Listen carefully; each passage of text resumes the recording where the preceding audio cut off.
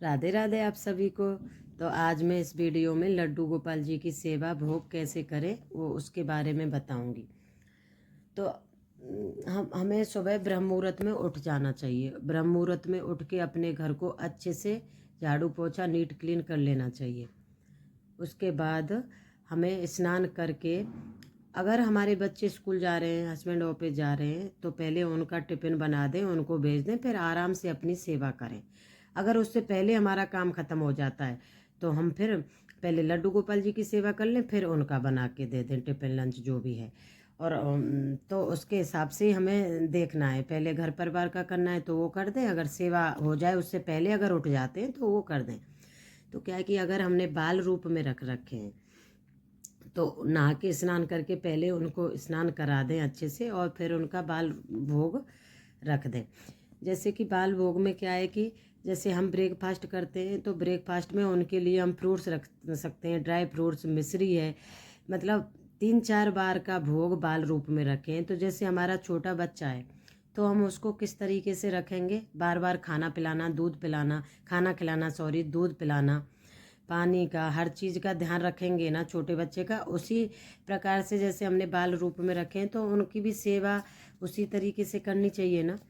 तो जैसे कि हम खाएं हलवा पूड़ी और लड्डू गोपाल जी के सामने रख दे चिनौरी, टॉफ़ी, वो भी बिना प्लास्टिक से लगी हुई, उसको खोलें भी ना।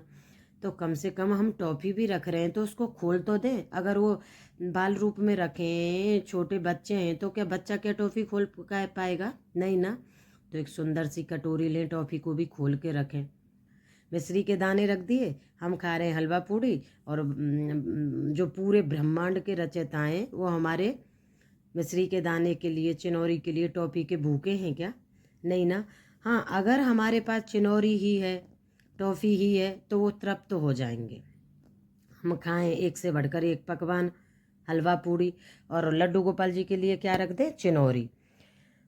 अगर हमारे पास उत्तम से उत्तम भोग लगाने लायक स्थिति है, हम उत्तम से उत्तम भोग लगाएं। उत्तम भोग का मतलब है हमारे घर में जो भी सामान है उससे अच्छी अच्छी चीज़ें बना के भोग में रखें। फ्रूट्स है, ड्राई फ्रूट्स है, खाने के लिए हलवा है, पूड़ी है, सब्जी रोटी, जो भी उत्तम से उत्तम भोग का मतलब रहता है जो हमारे पास है, उन्होंने दे रखा है, उसमें से अच्छे भोग बनाएं और उनको खिलाएं। और जिनके पास नहीं है वो तो सुदामा जी के पास क्या था, वो फटकन वाले चावल थे, तो वो पूरे 36 प्रकार का भोग त्याग के और वो सुदामा जी के वो टूटे हुए चावल पाए थे।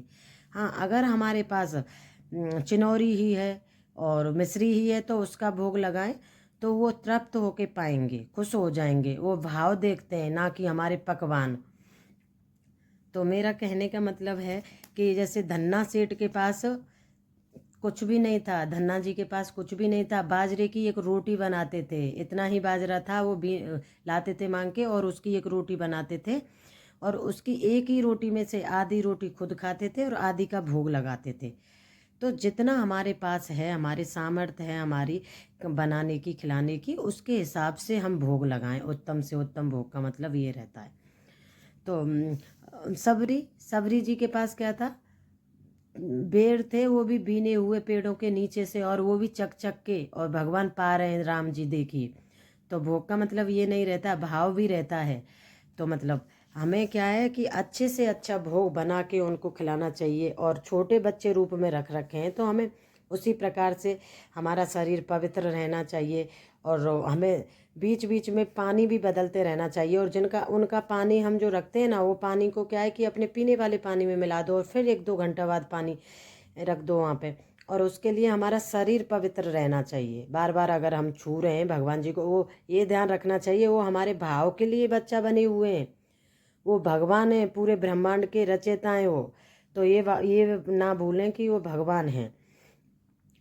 तो देखिए, आज के लिए इतना ही। कल आगे बताऊंगी मैं ये वीडियो में। तो मैं नाम जप कर रही हूँ, और भोग में भी मैंने जो भी मुझे अच्छा लगता है, मुझे मेरा मन करता है कि आज मैं ये खिलाऊं, वही करती हूँ। मैं यहाँ नाम जप करूँगी, फिर अपने गुरु जी को सुनूंगी, नाम 108 बार राधा नाम लिखती हूँ, वो लिखूँगी, और उसके बाद फिर मैं अपनी दिनचर्या शुरू कर दूँगी। यहाँ पे प्रेमानंद जी को भी सुनूंगी मैं, उनको ज़रूर सुनती हूँ। उनके एकांतिक वार्तालाप से मुझे भी उनसे ही सीख मिली है पूरी।